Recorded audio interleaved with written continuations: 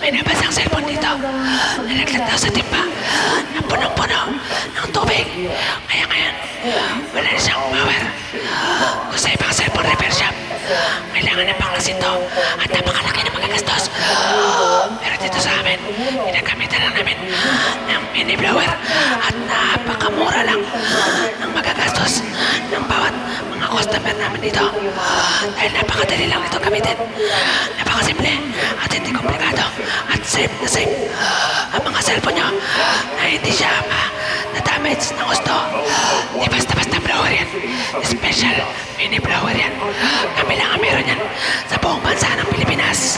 Bawat buga ng hangin yan ay nagtataglay ng ultra, electro, magneto, impacto na siyang bumubuhay sa mga na-damage na small particles sa loob ng cellphone.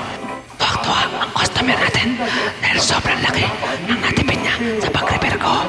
Malagang paalala, ang video na to ay hindi totoo at hindi makakatulong sa buhay nyo.